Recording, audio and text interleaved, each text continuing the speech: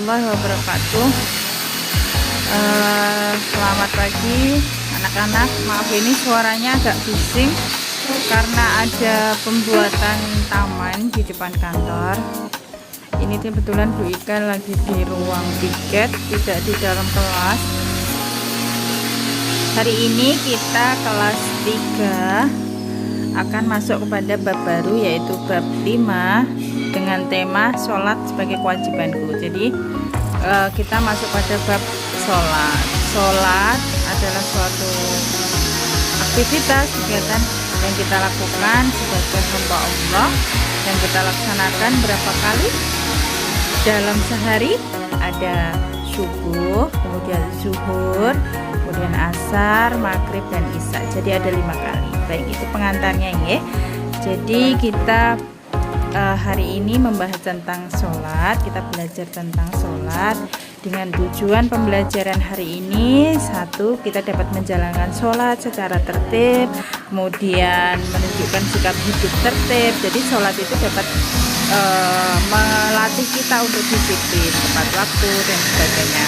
Kemudian selain tujuan tersebut, tujuan pembelajaran ini, peserta didik dapat menyebutkan bacaan-bacaan sholat, kemudian sekaligus artinya nanti kita akan pahami bersama. Kemudian anak-anak bisa menjelaskan betapa pentingnya itu sholat dan sebagainya. Nah, itu antara lain tujuan dari pembelajaran hari ini. Kita akan masuk pada inti pembelajaran, yakni sholat. Sebelumnya pagi ini Bu Ika ingin menyapa kalian. Bagaimana kabarnya hari ini? Alhamdulillah sehat nggih. Alhamdulillah sehat semua, dan kita dapat berjumpa walaupun lewat video virtual seperti ini. Baik anak-anak, kalian bisa mengeluarkan atau menyimak video ini dengan membuat catatan-catatan kecil yang kalian rasa itu penting. Bisa kalian catat di buku catatan, atau kalian bisa juga membaca bab tentang sholat ini di buku paket, kemudian di LKS juga halaman 41 atau 42, 43 itu tentang sholat. Baik, sholat sebagai tiang agama, yaitu sholat 5 din. Jadi amalan yang diperiksa pertama kali adalah sholat. Apabila sholatnya baik, insya Allah amalan-amalan lainnya akan mengikuti, yaitu akan baik juga. Setelah itu kita akan melanjutkan dengan bacaan sholat. Oke, setelah kita tahu bahwa sholat itu adalah ibadah yang utama, kemudian kita tahu bahwa sholat sehari ada 5 kali. Dia berarti berapa rakaat itu kalau dihitung? Biasanya ini nanti keluar ya, kalau tahun kemarin itu di UAS itu sebutkan sholat dalam sholat 5 waktu itu, kemudian sebutkan rakaatnya. Ayo nanti di rumah kalian menyebutkan rakaat dari sholat maghrib berapa rakaat, kemudian isya berapa rakaat, maghrib 3 nggih, isya kemudian 4 rakaat, subuh baik betul 2 rakaat, kemudian zuhur 4 rakaat, asyar juga 4 rakaat. Jadi ada 17 rakaat. Baik anak-anak, itu nggih untuk rakaat sholat. Kemudian juga jenis-jenis atau macam sholat. Kemudian kita langsung ke hikmah sholat. Jadi sholat itu mengandung hikmah untuk kita dapat ambil ibrohnya, yakni apabila sholat dilakukan dengan berjamaah, banyak sekali manfaat yang bisa kita ambil. Yang pertama, itu pahalanya akan lebih besar daripada dengan sholat sendiri. Kemudian yang kedua, bisa menjalin silaturahim, karena kita kan pergi ke masjid itu pergi ke musola atau masjid, kita bertemu dengan tetangga, dengan teman, begitu juga saling bersilaturahmi. Kalau nggak corona biasanya kita saling berjabat tangan, kemudian mengulurkan salam. Jadi itu adalah satu hal yang bisa mengikat silaturahim antara satu dan lainnya. Kemudian selain itu apa nak? Mendekatkan diri kepada Allah itu pasti ya. Jadi dengan sholat kita berkomunikasi dengan Allah, kita dengan sholat dapat bersujud, jadi menghambakan diri dengan Allah.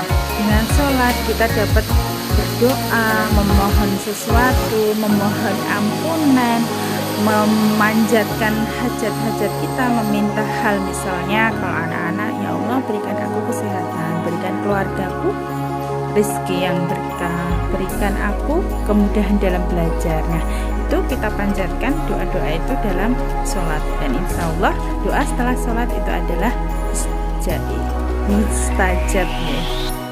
Oke. Kemudian selain itu apalagi, selain melatih menumbuhkan silaturahmi, kemudian kedisiplinan, manfaat sholat lainnya selain mendekatkan diri kepada Allah, yakni melatih kita untuk tepat waktu atau disiplin. Jadi kalau waktunya sholat, kita kan dianjurkan langsung tidak menunda sholat. Jadi misalnya ada azan, tandanya mulainya waktu sholat itu adanya azan. Jika sudah waktunya itu kita menyegerakan untuk sholat, kecuali memang itu misalnya dalam perjalanan atau mungkin anak-anak lagi sakit atau apa sebagainya, itu langsung melaksanakan sholat. Selain itu apa yang berkaitan dengan hidup bersih, yaitu kita kan sebelum sholat harus wudhu.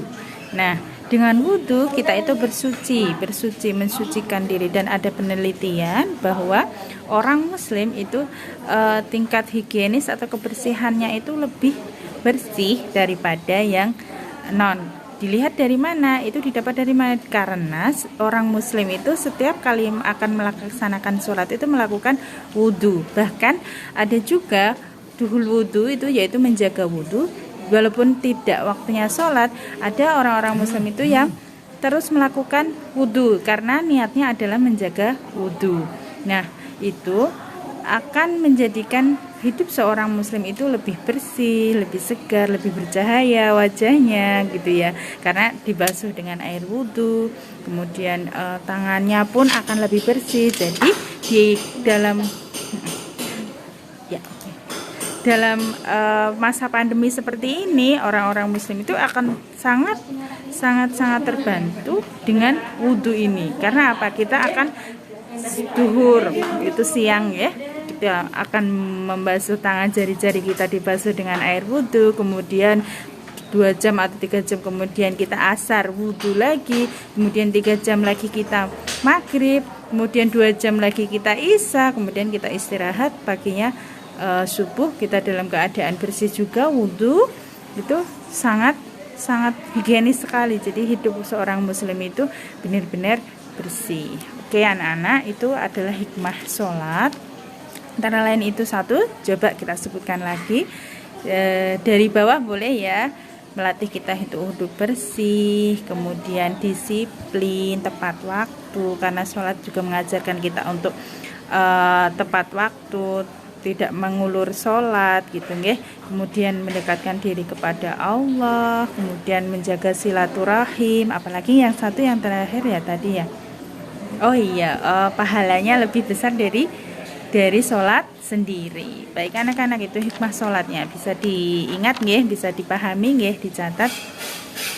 Kemudian kita untuk sholat itu memang ada levelnya ya, ada tingkatannya. Kalau mungkin anak-anak kita masih dalam masa misalnya adik-adik gitu antara TK dan sebagainya, itu dalam masa pembiasaan sholat. Misalnya anak-anak diajarkan, kalau misal dulu tidak pandemi itu ada sholat duha, ada sholat zuhur berjamaah di sekolah gitu untuk SD nggih. Itu adalah merangka untuk membiasakan pembiasaan sholat yang akan dilanjutkan di rumah. Nah itu level-level sholat. Kalau anak-anak nggih sholatnya seperti itu, masih ada gerakan-gerakan yang belum tepat, atau mungkin masih ada jawil-jawilnya, atau masih ada guyon-guyonnya. Nah, itu untuk sholat-sholat anak-anak nih. Tapi kalau mungkin kelas 3, kita harus sudah membiasakan sholat yang khusyuk, sholat yang tertib, sholat yang benar. Jadi tidak ada lagi guyon-guyonan, bekiki-bekikian, atau jawil-jawilan nggih kayak anak TK nggih. Jadi untuk sholat khusyuk itu kita harus melatih diri. Misalnya diawali dengan wudu yang baik, wudu yang benar, dengan niat yang baik, dengan niat yang benar, agar kita sholatnya nanti khusyuk. Nah, kekhusyuan itu bisa dilatih juga dengan yaitu mematuhi syarat-syarat dan rukun sholatnya. Kemudian kita juga berserah, bertawaduk pada Allah, kemudian berusaha dengan memahami bacaan-bacaan sholat tersebut. Jadi kalau kita paham sholat, misalnya saat kita takbir itu kita membesarkan atau menyebut asma Allah, Allahu Akbar, kita tahu artinya, itu mungkin akan bisa menambah kekhusyuan kita dalam sholat, karena kita berkomunikasi dengan Allah. Kemudian dengan kita istiqomah menjalankan sholat dengan tidak ada bolong-bolongnya, itu juga Allah akan membantu diri kita untuk tentram hatinya, untuk senang bersujud. Kemudian bisa juga kalau kita mau khusyuk dalam sholat, diusahakan dalam suasana yang tenang, yang nyaman, tidak dalam kebisingan gitu ya. Kalau kita mau mencari keteraman dalam sholat dalam kekhusyuan itu bisa misalnya di kamar, kalau pas sholat sendiri nggih, itu dengan ditutup dulu, misalnya kita mau berdoa menyujudkan hajat dan sebagainya, atau dengan khusyuknya itu dengan diniati hati dulu, hatinya yang bersih gitu, yang niat ya Allah menghadapmu gitu. Jadi kita pahami bahwa sholat itu adalah kita berkomunikasi dengan Allah, melangitkan doa-doa kita. Kemudian bagaimana berkhusyuk lagi selain di tempat yang tenang, kemudian diawali dengan niat yang baik, kemudian memahami bacaannya sholat, ya itu bisa dilaksanakan juga dengan sholatnya kita nggak tergesa-gesa. Jadi kan ada tuh cuma Allahu Akbar, kemudian wes jengkang-jengking gitu ya nak. Kemudian kita tidak tergesa-gesa dalam sholat, dan insya Allah menghayati setiap bacaannya, insya Allah itu akan menambah kekhusyuan dalam sholat. Itu adalah inti ibadah sholat kita. Baik anak-anak, itu tadi ada hikmah, kemudian macam-macam sholat dalam satu hari. Kita ada 5 kali sholat dan 17 rakaat, kita tadi udah sebutkan, dan kalian tentunya Bu Ika harap sudah melaksanakan dengan baik dan benar, sudah tidak bolong-bolong lagi nggih. Tuh. Kemudian kita akan melanjutkan dengan bab gerakan sholat, bacaan sholat. Nah ini harusnya kita bisa itu nggih bertatap muka di kelas. Coba Bu Ika akan minta lagi kita bisa masuk di kelas lagi seperti kemarin nggih, kita membersihkan kita menerangkan tentang apa nih itu yang kita bertemu di kelas kemarin.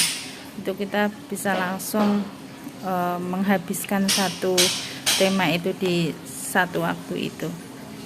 Ya, praktik sholat nanti ada videonya, Bu Ika akan berikan itu. Kemudian kalian, Ibu Ika minta untuk mempraktikkan itu di rumah. Kemudian bacaan sholatnya yang belum kalian hafal, tolong kalian lingkari di LKS itu halaman 44. Yang belum kalian lancar membacanya, silahkan kalian lingkari dan itu yang dihafalkan. Nanti kalian bisa memvideokan itu kepada Bu Ika, menyetorkannya lewat voice note atau video itu dalam melaksanakan sholat. Baik anak-anak, ada yang mau ditanyakan nanti langsung ditanyakan saja via WA, atau mungkin dalam lain kesempatan kalau kita bertemu di sekolah untuk praktik bacaan sholat dan gerakan sholat akan Bu Ika kirim video pembelajarannya. Terima kasih atas waktunya. Selamat belajar, selamat pagi, dan assalamualaikum warahmatullahi wabarakatuh.